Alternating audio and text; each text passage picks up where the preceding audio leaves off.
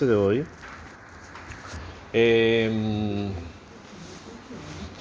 Tenemos una semana que no estuvimos, entonces tenemos que recuperar la semana.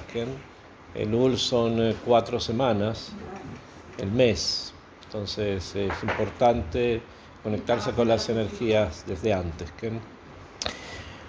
Ok, vamos a dedicarnos este mes a tratar de entender un poco cuál es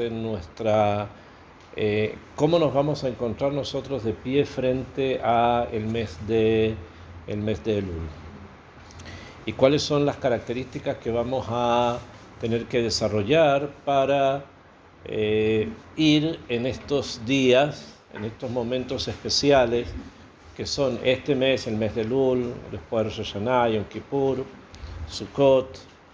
De ahí proyectarnos también a Hanukkah, aunque es un poco lejos, pero la proyección continúa. Entonces, y comienza todo precisamente en Rosh Chodesh Elul. Es el mes en que tenemos que realizar un cambio.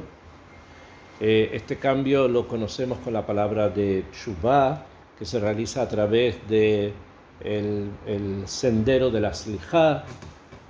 Tiene varias formas en que lo podemos tratar de enfocar y es importante podernos concentrar en lo que tenemos que hacer. Primero vamos a hacer una pregunta, que es una pregunta que es básica. El mes de la Teshuvah, o sea, este mes, el mes de Elul, es que las personas tienen que tratar de lo que se conoce como volver en Teshuvah. Tenemos que tratar de definir, o por lo menos tener claro qué es lo que eso significa. ¿Qué significa volver en Teshuvah? ¿Cuál es qué es eso? ¿Qué se nos está pidiendo? ¿Qué es lo que tenemos que hacer? Y generalmente si nosotros le preguntamos a alguien sobre lo que significa volver en Teshuvah, tal vez la respuesta va a ser demasiado ambigua o demasiado general, que no vamos a entender realmente qué es lo que significa. Y tal vez es necesario definir qué es lo que es. O sea, nosotros podemos entender, por ejemplo, y es así, una persona que no cumplía Shabbat, por ejemplo, y vuelve en Teshuvah y ahora está cumpliendo Shabbat. Obviamente hubo un cambio, ¿no? Un cambio de no cumplir una mitzvah a cumplirla. Sin embargo, todos entendemos que el cambio ese es simplemente un comienzo, porque obviamente una persona que no cumplía Shabbat al empezar a cumplir, todavía no sabe qué es lo que tiene que cumplir. Él entiende que hay que cumplir algo, pero todavía no conoce todos los detalles. Entonces es un primer paso de muchos pasos. ¿No? Entonces, ¿qué entendemos por Teshuvah? ¿El primer paso o todos los pasos? Y en eso hay que tratar de poner atención, porque en otras circunstancias, por ejemplo, de una persona que acostumbraba a comer kasher, por ejemplo, solamente en su casa, solo en su casa, pero fuera de su casa no acostumbra o no lo considera importante. Entonces de pronto él decide que quiere volver en Teshuvah y también comer kasher fuera de la casa. Probablemente las ideas que tenga de lo que tiene que hacer son también muy vagas, porque para él puede ser que simplemente kashrut sea no mezclar carne con leche, y ahí terminamos, pero tal vez utilizar los mismos keilin, las mismas cucharas y los mismos cuchillos para carne y leche, para él eso no era necesario separar, por ejemplo. Entonces, cuando hablamos de la Teshuvah, estamos hablando de un conglomerado muy grande de cosas, de muchas cosas. Y eso es lo que hay que tener, tratar de comenzar a definir en los pasos que vamos a dar. Eso es por un lado. O sea, cuando uno vuelve de algo que no hacía a hacer algo, Si quieren pueden cerrar la ventana. ¿Les molesta? No, parece que es el aire. El aire está muy fuerte en cuanto ¿Quién? ¿Quién? Ya se puede bajar un poco. ¿Quién? Entonces ese es un primer punto. Algo que yo no hacía a algo que yo hago. Ahora, algo que yo hago, obviamente, solamente en primer paso de muchas cosas que tengo que hacer. Entonces, la teshuvá es como un primer impulso, o son todos los impulsos para avanzar. ¿Bien? Eso es una she'elá, es una pregunta. O si estamos hablando, por ejemplo, de una keilá, o estamos hablando de un grupo humano que ya cumplen Shabbat, que ya tienen tzniut, que ya tienen una serie de valores adquiridos. Entonces, si vamos a hablar a un tzibur así de qué significa, o en ese tzibur qué es volver en Teshuvá, entonces también es una she'elá qué significa para ellos la Hazara B'Teshuvá, ¿najón? Entonces también tenemos que preguntar qué es lo que es. O sea, si una persona, por ejemplo, una mujer que ya usa faldas, por poner un ejemplo, ¿qué significa para ella volver en Teshuvá? En vez de usar una falda, ahora que use 2 faldas, ¿eso será volver en Teshuvá? Entonces, ¿qué es? Si ya se viste en forma tzanúa, ¿qué puede ser? En vez de que sean medias transparentes, ahora no hacer medias oscuras. ¿De qué se trata? ¿Qué es lo que es? ¿Cuál es el camino para alguien que ya está, por ejemplo, en un derech? La persona que ya cumple Shabbat. ¿Okay? Entonces, ¿qué es lo que sería para él volver en Teshuvá dentro de Shabbat? ¿Qué es? En vez de cumplir solo un día, a lo mejor hace Shabbat y Yom Rishon. Entonces puede ser que eso sea aumentar. Pero obvio que eso no es, ¿no? Entonces, ¿qué es? ¿Qué significa el camino? perfeccionar lo que está haciendo. Digo que esa es la pregunta, ¿cómo se perfecciona? Eso es lo que yo te podía haber sido. Se perfecciona el tzniut poniéndote en vez de una falda 2, pero no es eso. Eso no es perfeccionar. Ya, digamos que ya está todo eso, ya está construido. La persona ya sabe que la manga, etcétera, todo. Perfeccionar lo que está haciendo. Ya lo perfeccionó. Ya lo perfeccionó a través de mucho tiempo. ¿Qué? ¿Qué? No, arrepentimiento porque hice algo que no está correcto, Najón, pero cuando ya está correcto, ya lo hice, ya lo tengo hecho, entonces, ¿qué es perfeccionar cuando ya lo tengo perfeccionado? ¿Ven? ¿Cómo? Por ejemplo, tú estás diciendo que tiene que ver con el comportamiento, ¿quién? O sea, y también es eso, ¿quién? Ahora, en el tema de las midot es un trabajo constante, no total y absoluto. Entonces también ahí tenemos que hacer miles de preguntas. ¿Qué es lo que significaría volver en Teshuvá? Ser anav, por ejemplo, tenemos que ser humildes, pero ¿eso qué quiere decir? Que en la práctica, ¿cómo eso se consigue?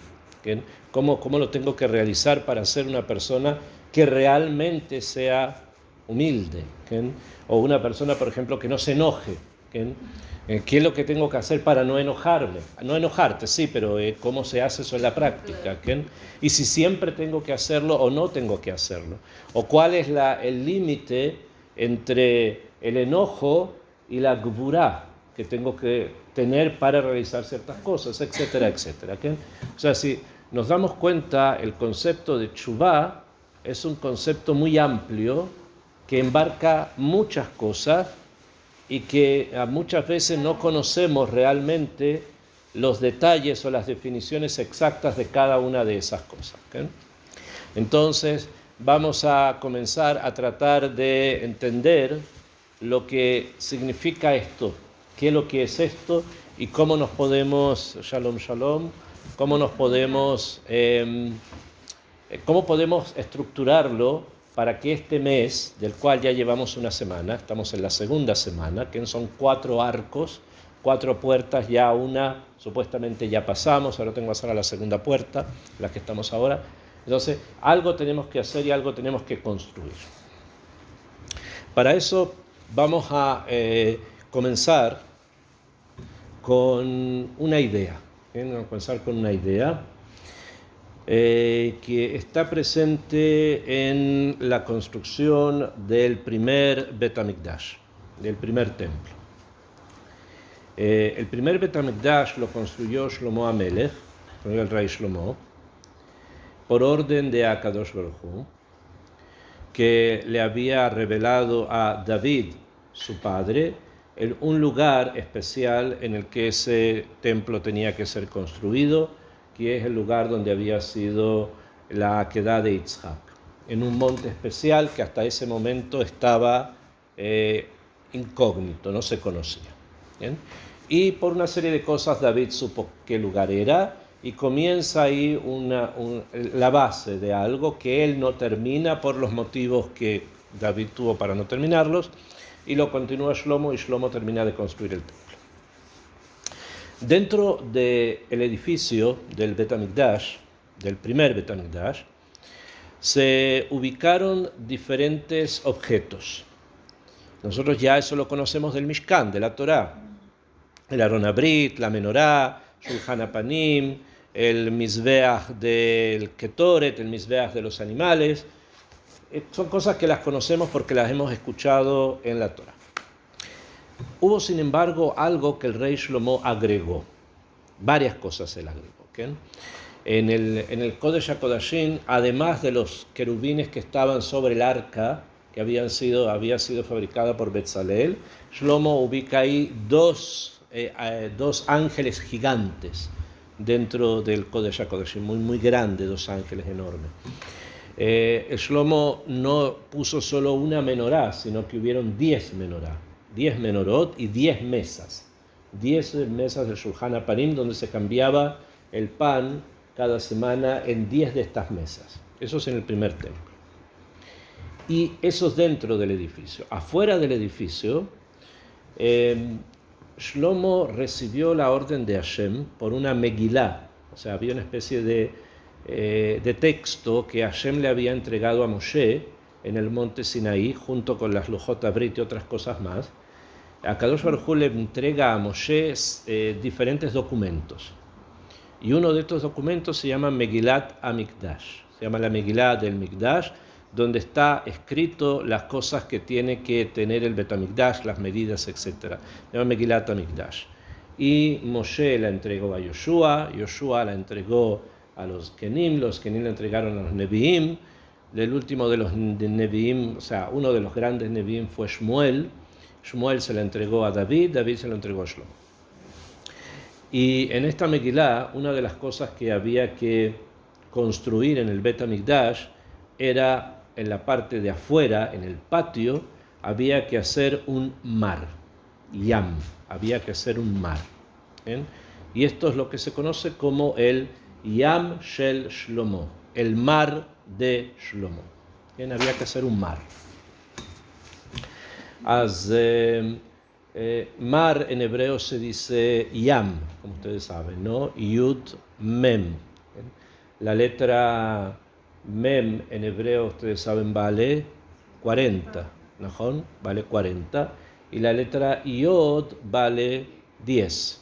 ¿Bien? O sea que en total la palabra Yam en gematria es 50. ¿Bien?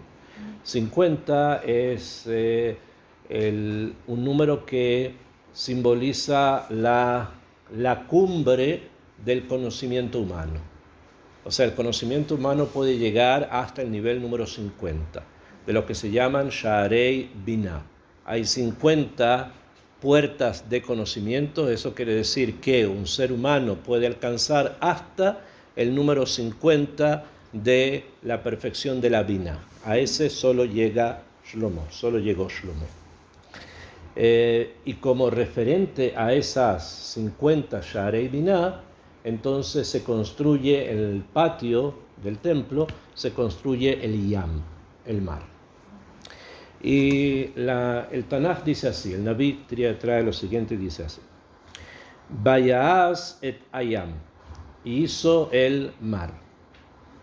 Mutzak eser ba'ama misfato ad sefato.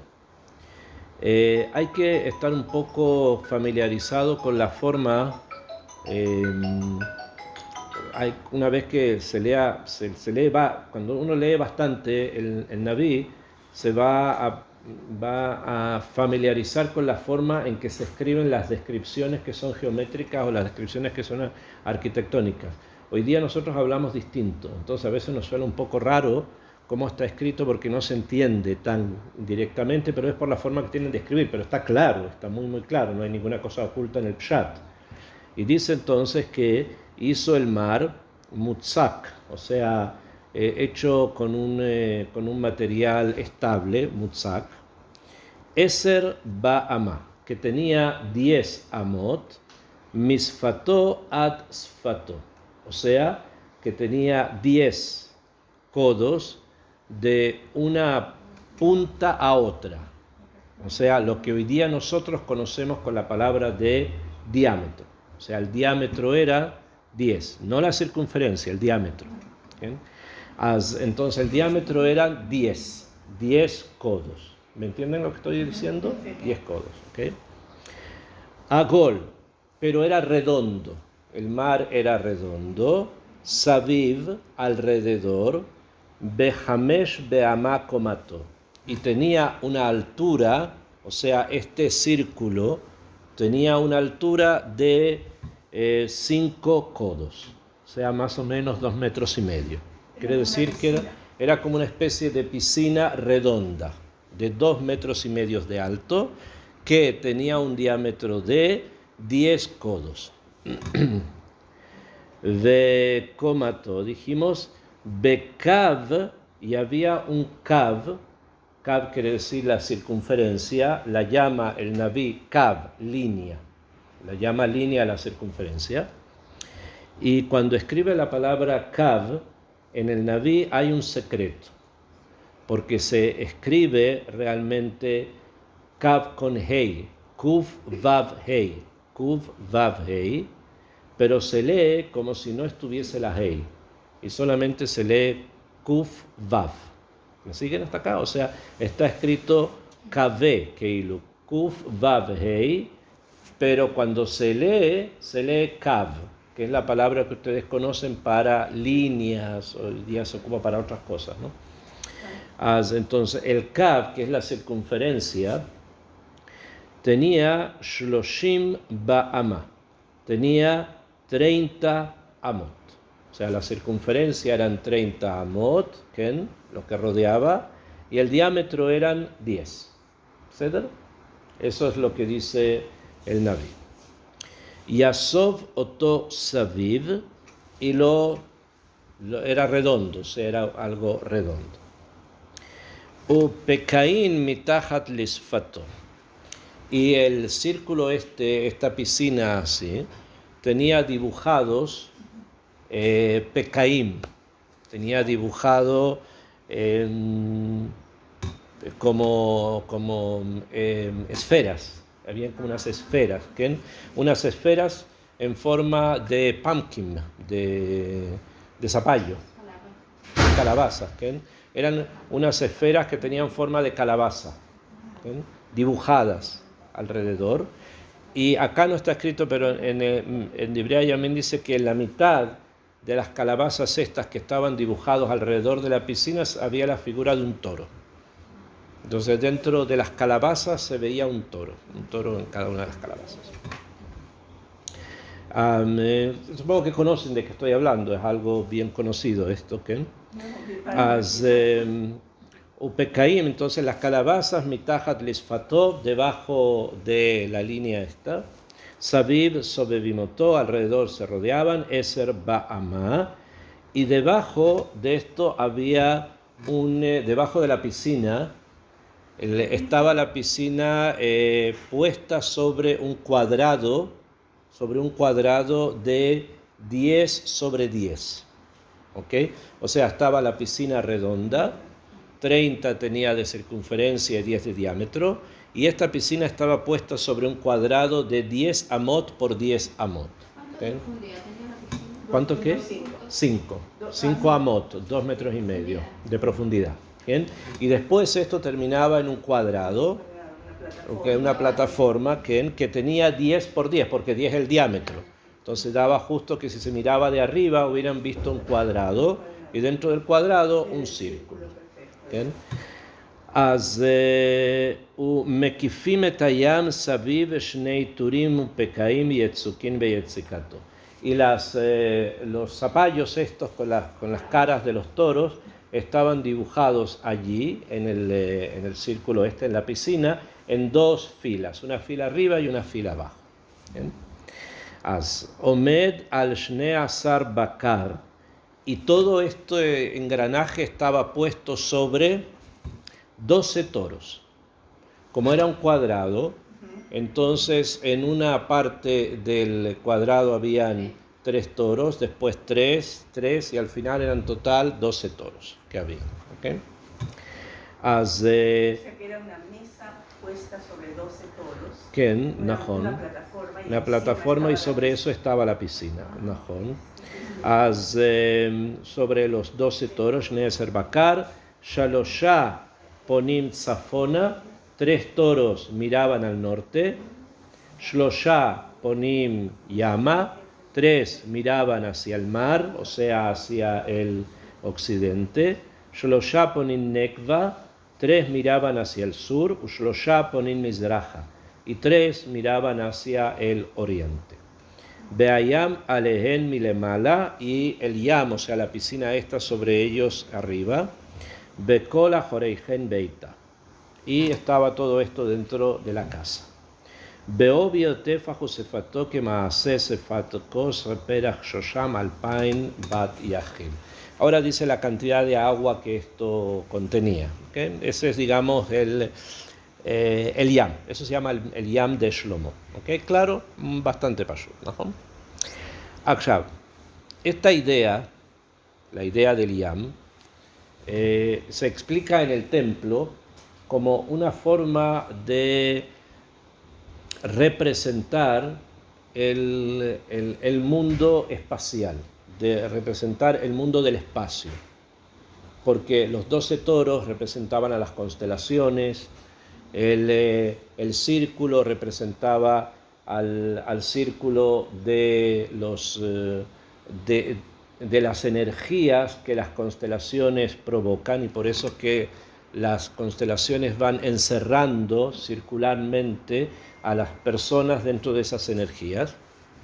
El agua simboliza la fuente de la vida, quiere decir que esas energías que provenían de las constelaciones es lo que daban la fuente de la vida y la energía. Y el hecho que tenga las medidas que tenga garantiza una estabilidad material y espiritual. ¿Okay? Eso es muy en síntesis lo que significa el Yam de Shlomo. Ahora, esto que acabamos de estudiar, específicamente la fórmula de 1 a 3, que es lo que nos enseña acá el Naví, que si yo tengo una circunferencia de 3, voy a tener un diámetro de 1. Si tengo una circunferencia entonces de 12, voy a tener un diámetro de 4. ¿No? Siempre una relación de 1 a 3. Siempre va a ser así. 1 a 3, 3 va a ser 9, etcétera, etcétera. ¿Okay? Esa relación nosotros sabemos que no es exacta. ¿Okay? Sabemos que no es exacta, pero el Naví está hablando en forma general, o sea, para que lo podamos comprender. ¿Por qué? Por algo un poco más profundo también, que no está ausente de lo que está escrito acá en el Naví. Yo les dije que la palabra Kav, que es con la que se menciona la circunferencia, ¿okay? Está escrita de una forma y se lee de otra. ¿Bien? Entonces, la escritura, como está escrito, como aparece, es Kuf Vav Hei. Kuf Vav Hei en gematria, ¿cuánto es? La Kuf vale 100, ¿no? La Vav vale 6 y la Hei vale 5. O sea, ¿cuánto es esto? 111. 111, ¿no? Ahora, hemos dicho siempre, estamos hablando siempre de que hay una relación de 1 a 3. Entonces, estos 111 los voy a multiplicar por 3. ¿No? Porque este es el Kav, el diámetro, que 3 veces más es la circunferencia. Entonces, tomo la gematria del Kav y la multiplico por 3. ¿Cuánto eso da? 333. Y lo voy a dividir por la forma en que leo la palabra Kav. La palabra Kav la leo Kuv Vav, o sea, 106.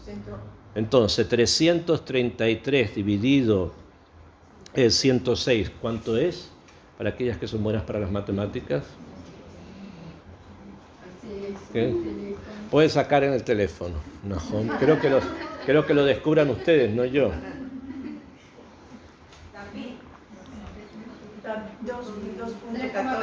3. ¿Cuánto da? 3.14. Es la letra pi. ¿Quién? Da 3.14. Nahon, o sea, es 3.14. O sea que a pesar de que cuando lo leemos así simple, entendemos que los sabios están hablando de forma general, 1 a 3, 1 a 3, 1 a 3, para que sea más fácil para nosotros entenderlo. Y hay también un sol de por qué es más fácil para nosotros entender números completos. ¿Por qué? Porque la naturaleza que Akadosh Baruj Hu creó, y está escrito en el Sefer Bereshit al principio, es una naturaleza que funciona de manera perfecta. Entonces, una naturaleza que funciona de manera perfecta tiene un gran problema, una gran paradoja de que puedan existir números irracionales. Porque no tiene sentido que en un mundo perfecto hayan cifras que sean irracionales. Ustedes saben cuáles son los números irracionales, ¿no? Que por eso se llaman irracionales. ¿No estudiaron eso en la escuela? Los números irracionales. Número primo, Los números irracionales son los quebrados, como 3, 3,6, las fracciones. 1.25, 3.45, se llama irracional porque no tiene racionalidad que dentro de la naturaleza haya un número que esté quebrado, que no sea exacto. ¿Y eso por qué? Porque como el ser humano no es perfecto, entonces nuestra capacidad de comprender el mundo siempre va a ser quebrada. Siempre va a ser de alguna manera no completa, no perfecta. E incluso que queramos hacer hoy día un poco más exacto, porque tenemos máquinas, ¿no? Entonces esta mesa, por ejemplo, está hecha con máquinas. Hay una máquina que viene y corta, ¿no? Entonces simplemente la máquina va a cortar de una manera exacta, ¿okay? Pero incluso así, si medimos, las medidas no son completas, no son perfectas ni completas. Hay márgenes de errores. ¿Okay? Ahora, esto es muy importante en el día a día también. Por ejemplo, si yo vendo telas, tengo un metro, yo sé, tendría que saber que el metro no es exacto, ¿no? Que lo que yo estoy vendiendo por un metro puede que no sea un metro, ¿no? Y como dice la Torá, din prutá que din mea. O sea, si yo me robo una prutá, o sea, que son 30 agurot, es como si me robara $3 millones, es exactamente lo mismo. ¿Okay? Por lo tanto, si yo vendo 2 metros y me pagan por eso una cantidad de dinero, y puede ser que no estoy vendiendo 2 metros, sino que estoy vendiendo 1 metro punto coma 99. Estoy robando. ¿Ah? Ok, lo mismo, peso, todo es así. Los litros no son exactos litros, como sea. Antiguamente se vendía, por ejemplo, hoy día ya no se vendía el aceite en litros suelto. Entonces uno iba con una botella y venía una señora y llenaba una botella con aceite, ¿no? Y supuestamente eso era 1 litro, 2 o lo que fuese. Nada es exacto. Puede ser que no lo sea, ¿no? Entonces estamos ante problemas que no son pshutim, porque eso dice la Torah, din prutá que din mea. ¿Pesas exactas hay hoy día? Eso es otra cosa, es cuando lo hago conscientemente. Hay gente que lo aleno, pinchaba las pesas, eso es otra cosa, es un pecado. Eso es una falta. Estamos hablando acá de algo que yo compré el metro en algún lugar y me fío de que este metro sea 1 metro, y según eso voy cortando las telas, pero realmente puede que ese no sea exacto, ¿okay? Porque yo, el ser humano, dentro del mundo, no tengo capacidad de poder ser perfecto dentro de este mundo. Entonces, como los sabios conocen eso, hay márgenes de error, que son ya inconscientes, ya no tenemos posibilidad de poderlos manejar. No hay posibilidad ya de poder manejar eso. Y ustedes mismas se pueden dar cuenta, pueden hacerlos, o hacer ahora el ejercicio, pero es curioso, ¿no? Es curioso y diferente. Yo recuerdo, esto es verdad, yo recuerdo de una cosa real, que hace años atrás, cuando compraba 1 kilo de azúcar, ¿bien? Entonces había un cli donde ponía el kilo de azúcar. Se lo sacaba del saquit y lo ponía dentro del cli. Y se llenaba, y se llegaba hasta el borde, pero todavía quedaba azúcar en el saquit. Hoy día, si hago lo mismo, en el saquit ya no queda azúcar.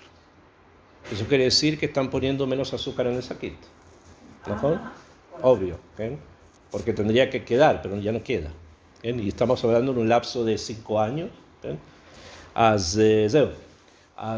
Pueden hacer ustedes mismas el ejercicio y ver si lo que están comprando hoy es exactamente los mismos pesos de lo que compraron, lo que van a comprar más adelante. Se van a dar cuenta de que hay márgenes de error. ¿Okay? Eso pasa. Ahora, obviamente, estamos hablando que eso es inconsciente, la gente lo hace en forma inconsciente, ¿no? Pero simplemente para que sepan que nuestro mundo está construido sobre recipientes rotos, como se los he dicho ya varias veces. Y esto es una de las pruebas de eso, ¿okay? La imperfección en las medidas. Ninguna medida es exacta. ¿Okay? Incluso si las personas van y se compran zapatos número tanto, que najón, o sea, no todo el mundo tiene los mismos pies exactamente con la misma medida, eso es así, lo conocemos, etcétera, etcétera, etcétera. Entonces, la Torá o el Tanaj cuando habla de forma clalí que yo pueda manejarme, por eso dice 3-1, ¿okay? Pero no quiere decir que ellos no sabían que ese número era un número irracional, o sea que no era perfecto, y es 3,14. Aksha. Eso es el tema en Shlomo. De números, que ni sigue y no termina. Akshav, ese es el número pino que todo el mundo conoce. Los israelíes dicen pi. En inglés, que en pi, porque hace muchas bromas con eso, porque pi es también un pastel. Un pastel, entonces hay el lemon pie, es el pastel de limón. Akshav, en muchos lugares de la Gemara, del Talmud, Alajot, de muchas cosas distintas, aparece esto que está escrito acá, en la relación esta de 3-1. Si una persona hace una azúcar redonda, por ejemplo, ¿cuánto tiene que tener la azúcar redonda para que sea kasher? Entonces tiene que haber una relación de 3-1 también, etc. Hace muchas cosas de este tipo. Ok, entendimos. ¿Y hay algo más? ¿Hay algo mucho más profundo en esto? Sí. En el libro de Yoná, me imagino que conocen el libro de Yoná, que es el que la Haftará, el Maftir Yoná, lo leemos en Yom Kippur, en la tarde, que conoce la historia de Yoná, que no quería ir a Ninvé, al final fue finalmente a Ninvé, después de haber pasado una cantidad de tiempo dentro del pez, etcétera, etcétera. Al final, prácticamente en el Perek Gimel, el Naví dice así: Vaide Barashem el Yoná, Lemor Bejule, y trae así: Vayakom Yoná, se levantó Yoná, Vayelech el Ninvé, y fue a Ninvé. Kedvar Hashem, como Hashem le había mandado. Beninvé aita ir gdolá. Ninvé era una ciudad grande, ir gdolá. La Elohim, o sea, grande para Hashem, quiere decir una ciudad muy grande, muy fuerte, muy grande. Ma'alach, o sea, caminando, Shlosha Yamim, tomaba 3 días. Vayachel Yoná labo ba'ir, y comenzó Yoná a ingresar a la ciudad, Ma'alach Yom Echad, y caminó un día. Explica al Ibn Ezra. ¿Saben quién es Ibn Ezra? Uno de los comentaristas de la época de Rashi, más o menos. ¿Quién? Es posterior a Rashi. Primero es Rashi, después viene Ibn Ezra. Y él explica acá que la ciudad de Nínive era redonda y recorrerla por las murallas tomaba 3 días.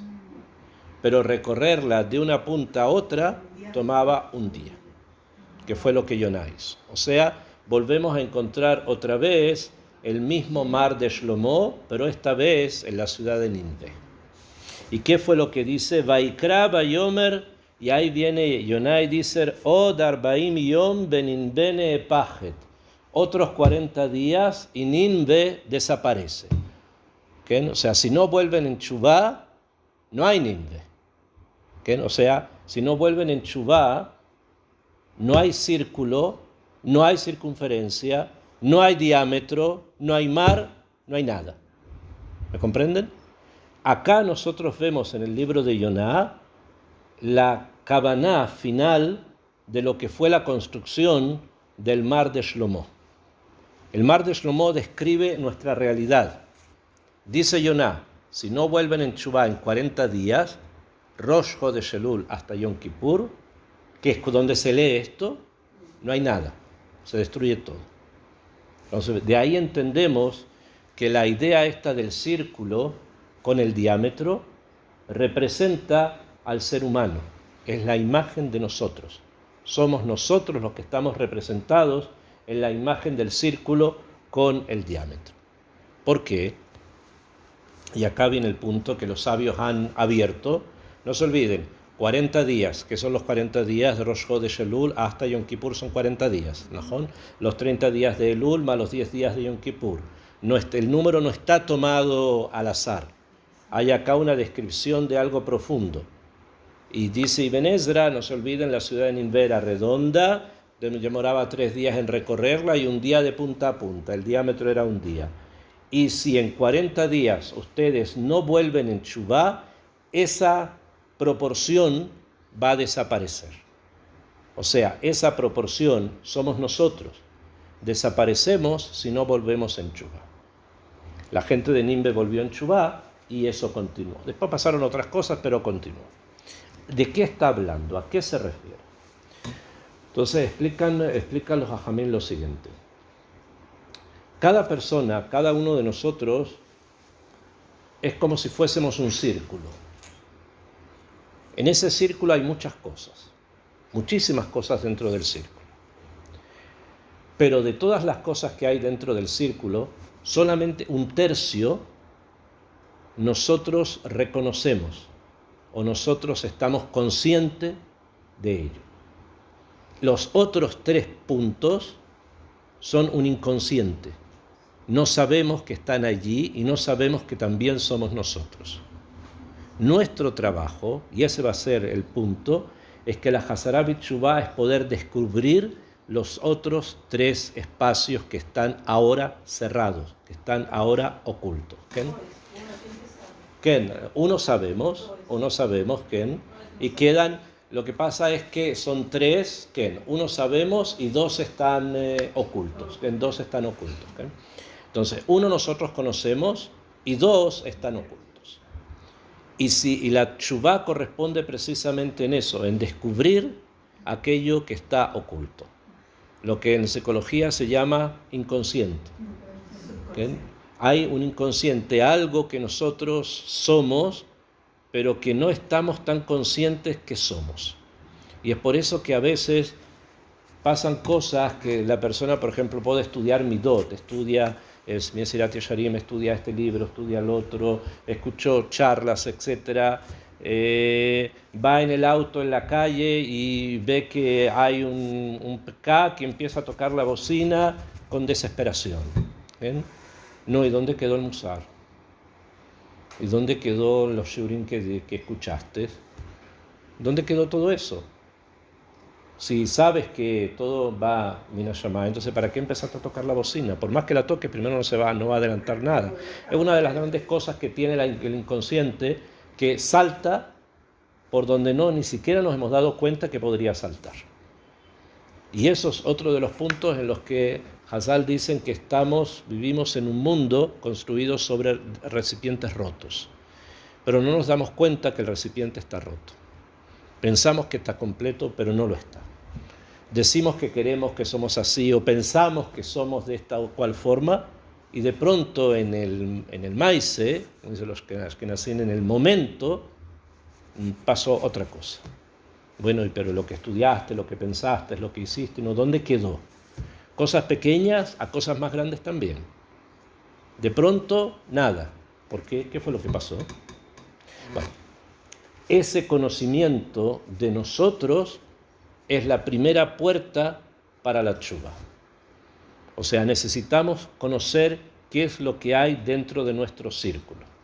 Si no sabemos lo que hay dentro de nuestro círculo, 40 días nos dieron de plazo. Si esos 40 días pasan así, sin ningún tipo de preocupación o de estudio, vamos a caer en algo que el Naví llama en Yoná Ne'epajet. Vamos a caer en la afijá. Afijá significa el darse vuelta, el estar dado vuelta. Afijá, hei, pei, yud, haf, hei. Afijá, la afoj, significa dar vuelta. ¿Okay? La afoj. Y es algo que aparece mucho en Hazal, la afoj etakli, que se da vuelta el kli. ¿Qué significa dar vuelta el kli? La afoj etakli. Pueden entender lo que significa, ¿no? ¿Qué es lo que quiere decir la afoj etakli? ¿Pero qué significa eso? No, ma'amapshat. ¿Qué? No, que eso es lo contrario. Cuando no cambias, el kli se da vuelta. ¿Qué significa la afoj etakli? ¿Cómo? Najón, eso también pasa, perdemos lo que hay dentro del kli, obvio, pero ¿hay algo más? Se nos pone la rienda de la situación. Najón, ¿por qué? Se da vuelta, es al revés. Nos agarra el impulso en vez de la cabeza, que es lo que aprendí. No, ¿quién? ¿Por qué? Mira, los sabios son muy tziurim, lo explican muy claro. Cuando yo tengo un vaso y lo doy vuelta, ¿puedo tomar del vaso? No. Eso quiere decir que la afoj etakli quiere decir quedar en una situación de inutilidad. No tengo nada que hacer, porque si el kli lo doy vuelta, ¿cómo puedo comer ahora con eso? No puedo comer porque está dado vuelta. Quiere decir que quedé sin poderme mover, inmóvil. Quiere decir que fracasé, entre comillas, estoy ante un fracaso, porque estoy inmóvil, no tengo ningún kli para comer. ¿Por qué? Porque se dio vuelta. Esa es la kavaná de Nin Bene'epajet. Si la ciudad se da vuelta, no hay ciudad. ¿No? Si el kli se da vuelta, ¿cómo comes? ¿No? Etcétera, etcétera, etcétera. Como tener un auto y darlo vuelta. ¿Okay? ¿Cómo va a viajar ahora en el auto si está dado vuelta? Ese es el chat de Hazal. ¿Okay? O sea, es muy, muy práctico. ¿Okay? Hay un sipur que traen los sabios en la Gemara en Masejet Ketubot, un sipur muy interesante que pasó en Usha. ¿Se recuerdan de Usha? Una vez les hablé sobre la mujer hermosa de Usha. Bueno, pasaron muchas cosas en Usha. Algún día, Bezrat Hashem, vamos a ir a las ruinas de Usha y vamos a ver el Betacneset y todas las ruinas arqueológicas que hay en Usha, que son una maravilla. Bueno, ¿qué pasó en Usha? Entre tantas cosas que pasaron en Usha, ahí los sabios hicieron un decreto. Muy interesante, escuchen el decreto. El decreto fue que el padre está obligado de Rabanam, no de Oraita, de Rabanam, a mantener a sus hijos y a sus hijas. Por lo menos los hijos hasta los 13 años y las hijas hasta los 12. Obligación. ¿Claro? ¿No? Hasta los 12 las hijas y hasta los 13 los hijos. Porque a los 13 el muchacho es mayor, tiene que irse a trabajar o hacer algo, él se mantiene solo. Y después de los 12, la muchacha ya es mayor, 12, 12 y media, se casa. Se va a la casa. Así vivían. Ahora, ¿por qué lo hicieron? ¿Por qué hicieron esa enmienda, esa takaná? Porque lo que ocurría era que los padres ponían a trabajar a sus hijos a los 8 años, a los 9 años, a los 10 años, los ponían a trabajar. ¿Y qué ocurría si ponen al niño a trabajar a los 9 años, a los 8 años? ¿Cuándo estudia? ¿No? Entonces no los veían en el Talmud Torah. ¿Dónde están los niños? No, el padre lo mandó a trabajar. ¿Y dónde están las niñas? ¿Están estudiando con la madre? No, ¿dónde están? Trabajando. Entonces dijeron, no, esto no funciona así. Por lo menos hasta los 12 y hasta los 13 es obligación del padre, y así la halajá hoy día, de mantener a sus hijos. Por lo tanto, no los pueden poner a trabajar a los 8 años, ni a los 9, ni a los 10. ¿Claro? Pashut. Vino un padre se enojó con el rabino, porque le cortaba parte de los ingresos probablemente. Entonces se enojó con el rab y le fue a reclamar. Entonces él le dijo, armó todo un reclamo. Entonces el rab, que tenía mucho poder, lo castigó al hombre que reclamó. Le dijo, tú tienes que ir al centro de Usha, en la plaza como el lugar central, el mercado. Vas a tomar un mortero. ¿Saben lo que es un mortero? Sí. ¿Conocen? Pero ellos tenían morteros gigantes para moler el grano. ¿Cómo se dice eso en inglés? Grinder. Pero no sé cómo se dice en portugués. ¿Sabe lo que es? Es como un clé así, con una cosa así para moler la pimienta. Ahí en la cocina suelen tener para moler pimienta. Cosas. Bueno, ellos tenían muy grandes, para moler trigo. Entonces ponían el trigo ahí y con una cosa grande lo molían. Entonces el rab dijo, vas a ir hasta la plaza, que lo castigó, vas a ir hasta la plaza de Bushá, al mercado, vas a tomar un mortero, lo vas a dar vuelta, lo vas a poner a fuj, te vas a parar encima del mortero y vas a decir, yo soy peor que los cuervos. Que los cuervos. Yo soy peor que los cuervos. ¿Ven? Así vas a decir. Y así lo tuvo que hacer. ¿Entendieron? ¿Por qué? Porque normalmente se piensa que los cuervos son muy ahzarim, son muy crueles con los pichones, ¿no? Y dice, tú eres peor que los cuervos, porque lo que estás haciendo es impidiendo que tus hijos estudien poco más de tiempo. ¿Verdad que tenía fuerza? ¿Verdad que tenían fuerza? Estamos hablando, si no lo obedecía, lo podía poner en jerem. Y si lo pone en jerem, ¿qué va a hacer esta persona? ¿Se va a ir con los romanos? Estamos en la época de los romanos. ¿Qué se va a ir con los romanos? No, era imposible vivir fuera de la comunidad. Si te ibas 2 metros al otro lado, te podían agarrar quién sabe quién. Entonces no se podía vivir de forma aparte de la comunidad. Entonces, de ahí vemos que lo que quiso decir el rab, si tú estás yendo en contra de un orden, que es el que queremos tratar de imponer para que haya estudio, lo que estás haciendo, estás dando vuelta a los kelim. Estás haciendo lo que hubiese pasado en Nínive, se hubiese dado vuelta todo. Y por eso te paras encima y vas a decir, soy peor que un cuervo. Cajas, así está escrito en la Gemara. ¿Me aniel? Entonces, lo que esto quiere decir es que nosotros durante este tiempo, el tiempo de Elul, tenemos que tratar de encontrar precisamente esas otras 2 partes del círculo nuestro que están perdidas. Y que, aunque nos miremos en todos los espejos, nos va a ser muy difícil de reconocernos en esas partes que están como ocultas, como una sombra, una especie de nebulosa.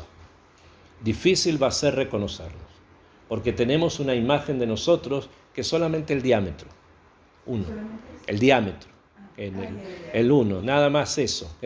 Eso es lo que reconocemos de nosotros, y obviamente como estamos tan cerca de nosotros mismos, pensamos que el diámetro es de oro, ¿no? Es de oro, de plata, una cosa así maravillosa, y puede ser que las otras 2 partes no lo sean tanto, ¿no? Pero ese es el trabajo. Entonces, si alguna persona nos va a preguntar qué realmente significa teshuvá, la respuesta es conocernos a nosotros mismos. Porque si no nos conocemos, no sabemos qué reparar, no sabemos qué tenemos que hacer. Pero para eso hay que conocerse. Y lamentablemente es el trabajo más difícil de poder realizar. Es muy difícil encontrarnos, porque normalmente nos escapamos de nosotros. Hay también la misma Gemara esta en que tuvo trae otra historia muy muy interesante de cómo hay gente que se quiere escapar de sus responsabilidades. Esto no pasó en Usha, pasó en otro lado. No importa, la historia es tan larga del pueblo judío que hay historias en todas partes. Hay una halajá que dice lo siguiente, que si una mujer pierde a su marido después de que ella dio a luz, por ejemplo, ella tuvo un hijo y al mes o algo así el marido murió. ¿Bien? Ella no se puede casar sino hasta 2 años después. ¿Por qué? Porque tiene que dar de mamar al bebé. Estamos hablando en una época donde no había materna. ¿Bien? Entonces, o que tú o que se muere el bebé, porque si no le da de comer, ¿qué va a pasar? A esa edad tan pequeña es imposible darle otra cosa. O sea, ya empiezan los sabios a decirse 24 meses, pero ya a los 21 ya puede comprometerse. Hay quien dice 18 meses es posible, a los 15 meses ya se puede comprometer. Una discusión ahí cuánto tiempo es lo necesario. ¿Okay? Estamos viendo entonces que la única forma de alimentar al niño era a través de eso, de la leche de la madre, no había otra forma, esa era la forma, ¿no? Entonces, a no ser que ella ponga una nodriza. Si ella pone una nodriza, ¿qué? ¿Nahón? ¿Cómo qué? Nahón, Beseder. De todas maneras, tiene que ser también una mujer que esté amamantando. Bueno, eso por ejemplo ya, en ese caso solamente hay que esperar 3 meses. ¿Bien? O que hay otras circunstancias, que el niño murió, por ejemplo, por algún motivo. Entonces, había una mujer que no quería amamantar al hijo. No lo quería amamantar. Entonces, los sabios dijeron, lo importante es que el niño reconozca quién es la madre. Si el niño reconoce quién es la madre, entonces está obligada a darle de comer. Entonces, ¿qué hacen? Pusieron a varias mujeres en una fila y trajeron al bebé. Y lo pasaron de mujer en mujer. Cuando llegó a la madre, dice la Gemara, el niño la empezó a mirar hacia la mamá. ¿Okay? Y la mamá, ¿qué? Y la mamá me puso la cara hacia otro lado, para no mirarlo. Así está el maase. El Rab se dio cuenta y le dijo, toma a tu hijo y ándate. O sea, este es tu hijo y punto. Agárralo y te vas y le das de comer y aquí no vuelves, sino en otros 15 meses más no te casamos. Ese es otro tema para entender que uno no puede abandonar las responsabilidades, porque las responsabilidades te vienen al frente de la cara, como el bebé al frente de la cara, la miró. ¿Bien? Acababa de nacer, pero al frente de la cara la miró, y aunque la otra haya querido mirar hacia otro lado, se lo olej. Todo viene enfrente. Que la Gemara termina diciendo entonces cómo se puede reconocer por el olor. Ahora, ¿el olor de qué? De la leche. Es el olor de la leche, ¿okay? Porque toda de cada una es distinta, de cada una es diferente. Entonces, ¿qué vemos de allí? Que hay responsabilidades que vienen, no importa que nosotros nos queramos esconder, ¿bien? Pero ahí vienen estas responsabilidades y hay que, por lo tanto, estar preparados, conocernos para poderlas enfrentar, para poder enfrentar estas responsabilidades. Akshav. Entonces, hasta ahora vimos como una especie de Akdama. En hebreo, y esto es también importante conocerlo, vamos a hablar de esto en la próxima clase, de lo que significa realmente un conocimiento total, ¿no? Pero si alguna ha escuchado alguna clase que di sobre esto, ¿cómo se dice en hebreo conócete a ti mismo? ¿Cómo se dice eso en hebreo? En hebreo, no en castellano. ¿Recuerdan? ¿Recuerda cómo se dice? ¿Quién? ¿Matim? No. Se dice da et atzmecha. Da et atzmecha. Da, conócete, et atzmecha. Se utiliza en hebreo la palabra la da'at, conocer, saber, que en hebreo significa estar conectado. No significa saber estar, sino estar conectado. Da et atzmecha. Atzmecha. Atzmecha a ti mismo. Atzmeja, atzmeja, a ti mismo. Femenino, meh. Atzmej, si es una mujer sería atzmej. Si es él, atzmo. Si es yo, atzmi. Se atzmeja, se habla así. Akshab. ¿Y de dónde viene la palabra atzmeja? Atzmai. ¿Y de dónde viene atzmai? Esa es la traducción. ¿De dónde viene la palabra? ¿De dónde viene la palabra atzmai? La palabra atzmeja, atzmi, atzmo, atzmeinu. ¿De dónde viene? Atzmaut. ¿De dónde viene todo eso? ¿Recuerdan? ¿De? No es Aleph, es Ain. Ain Mem Tzadik. Ain Tzadik Mem, perdón. Ain Tzadik Mem. ¿De dónde? ¿Qué es eso? Etzem. ¿Qué es Etzem? Hueso. Hueso. ¿Qué significa conocerse a sí mismo? Conocer cuáles son mis huesos. Lo que te sostiene. Lo que nos sostiene. Las raíces de uno. ¿Quién? Porque si te sacan los huesos, o sea que te caes, la carne se cae como una masa si te sacan los huesos. Entonces lo que tienes que conocer qué cosa es tus huesos, tu esencia, lo que tú eres. ¿Najón? Eso significa da et atzmeja. Esto no tiene ningún referente en ningún otro idioma. Porque en castellano se dice conócete a ti mismo, y además de sentirse como una cosa media hindú, así una cosa media qué sé yo qué, no tiene ningún sentido, que ni no en inglés, sino en las lenguas antiguas se decían cosas distintas. En hebreo se dice, tienes que conocer aquello que te mantiene en pie. Da et atzmeja. Aquello que te mantiene en pie, eso es lo que tú tienes que conocer. Y generalmente los huesos están muy adentro, entonces lo que nosotros vemos por encima es la carne nada más, ¿no? Los huesos nos cuesta un poco llegar a ellos, ¿okay? Lo aleno, las personas que tienen problemas con los huesos, lo aleno, lo da, es muy, muy difícil, son enfermedades muy, muy complicadas, ¿okay? Porque afectan toda la vida, ¿okay? Da et atzmeja, eso es lo que tenemos que tratar de encontrar, y eso significa tshuva. Tshuva es da et atzmeja, tienes que reconocerte quién eres, y para eso hay que empezar a hurgar en nuestros huesos, o sea, en nuestra interioridad, en lo penimí, en lo interno. Y eso normalmente es un trabajo muy, muy difícil. ¿Bien? Es muy difícil, porque no estamos tan dispuestos a descubrir cosas. Y a veces es necesario sí descubrirlas. ¿Qué? ¿No se puede aislar para hacer eso? ¿Aislar? ¿Es mejor No, según lo que nosotros estudiamos de Yoná, lo que la gente en Ninbe hizo fue una tshuvá también colectiva, o sea, necesitamos que haya un trabajo también colectivo, no solamente conmigo mismo, sino que yo también me puedo ir conociendo en la medida en que me voy enfrentando con otros.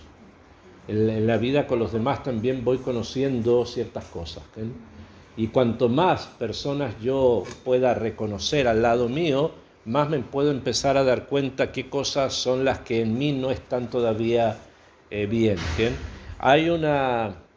Rabbi Nachman trae al Pia Hasidut, que recibió del Ban Shel Tov, etc., que hay una forma a veces de reconocer cosas que yo nunca pensé que hubieran estado dentro mío. Y son aquellas cosas que no me gustan de los demás. ¿Okay? Aquello que no me gusta del otro es probablemente el peor de los defectos que tengo yo. ¿Okay? Aunque yo pienso que no lo tengo. Yo pienso que yo no soy así. Pero si me desagrada de la otra persona eso, entonces quiere decir que eso probablemente es algo que está en ese círculo en el que no me quiero meter, en el que no quiero abrir, ¿okay? Pero que es necesario abrir porque si no, no comenzamos a caminar. Akshav, para por lo menos terminar, después si hay preguntas, Akadosh Baruj Hu no nos dejó solos en este camino, porque hubiese sido muy, digamos, no muy guioní, no muy lógico, que después de habernos dicho, mira, si tú no te conoces a ti mismo, si tú no logras descubrir lo que tienes que corregir y no lo corriges, entonces el clic se va a dar vuelta. Entonces yo le podría decir a Carlos, bueno, pero ayúdame, dame alguna pista, dame algo para que pueda avanzar y conocerme, porque si no, ¿qué hago? A Ninbe le mandaste un profeta, o sea, a mí mínimo me tendrás que mandar un profeta también, ¿no? Ninbe ni siquiera eran Yehudim, a nosotros que Kadosh Baruj Hu nos mande un profeta y nos diga qué tenemos que hacer al menos, ¿no? Sí, Akadosh Baruj Hu nos mandó. ¿Bien? Nos mandó precisamente todos estos días en los que estamos ahora. ¿Bien? Y es por eso que les dije lo importante que tienen estas fechas, es que cada una de ellas nos permite ingresar precisamente a ese conocimiento interno. Y eso se va a, ahora lo voy a expresar en forma clalí, en la próxima clase lo vamos a desarrollar más. Estas fechas están contenidas en un pasuk de Mishle que todos conocemos y algunos seguramente deben haber escuchado el Shibur o lo escucharon en algún lugar, que el Mishle dice que cuando se escucha el león, nadie puede no tener miedo, ¿no? Que sea león shoeg, cuando el león ruge, mi lo irá. ¿Quién no tendrá miedo? ¿Quién no temerá? ¿Ok? Estamos hablando de alguien que realmente escuchó un león rugir. ¿Ok? No televisión, no WhatsApp, no, sino ahí, real, porque si no, no se entiende, ¿no? De pronto, Nahon, Akshav. La palabra Arié, que significa león, Arié, es Rashei Tevot, la Aleph de Elul, la Reish de Rosh Hashanah, la Yod Yom Kippur y la He Hoshana Rabbah. Esto quiere decir que en estos días nosotros vamos a tener que tomar la mano del león y con él vamos a tener que caminar durante un lapso de tiempo para poder precisamente evitar que el cli se dé vuelta, para evitar que el círculo explote o no exista, sino que lo conozca y lo pueda corregir. Voy a tener que ayudarme de algo. Y eso son estos días. Elul, después Rosh Hashanah, después Yom Kippur y después Hoshana Rabbah. En cada uno de ellos se abre un portal, se abre una puerta en la que yo necesito ponerme a hacer algo, tengo que trabajar en algo. Y así en forma clalí, el primer punto es Elul, en que yo tengo que corregir mi relación con Akadosh Baruj Hu como si Hashem fuese mi padre. Entonces, de la misma manera que yo corrijo las relaciones familiares con mi papá, con mi mamá, todo lo que tiene que ver con eso, así tengo que corregir la relación con Hashem. Después viene Rosh Hashanah, el rey, después Yom Kippur, el esposo, y después viene Hoshana Rabbah, el maestro. Son 4 dumuyot, 4 imágenes que nos van a ayudar a reconstruirnos. Una es el padre, 2 el rey, 3 el esposo y 4 el maestro. Estas 4 imágenes son las que nos van a ayudar a conocerme a mí mismo. ¿Bien? También en los puntos más pequeños como también en las cosas que son más grandes. ¿Bien? Vamos a ir viendo cada una de ellas y nos vamos a ir dando cuenta cómo justamente allí son los lugares oscuros. Esos son los lugares en los que no habíamos entrado. ¿Bien? Y hay que hablar de eso bastante porque hay que irnos conociendo qué es lo que significa volver nuevamente a reconstruir la relación con el padre, incluso el padre biológico, también tiene un inyan, ¿okay? Y lo que es el rey, lo que significa la autoridad, lo que significa la jerarquía, lo que significa sin jerarquía, sin autoridad, ¿okay? Y ahí se van a dar cuenta del caos que puede tener un mundo que no tiene rey. Y obviamente las relaciones de intimidad con el esposo son lo que nos refleja Yom Kippur, hasta llegar al tema del Rab, que es muy importante, del maestro. Para que todo lo que hemos estudiado se mantenga, se necesita siempre estudio de Torah. La verdad, eso lo vamos a ir desarrollando parte a parte en las próximas clases. Akshav, preguntas. ¿Quién? ¿Puede repetir un poquito?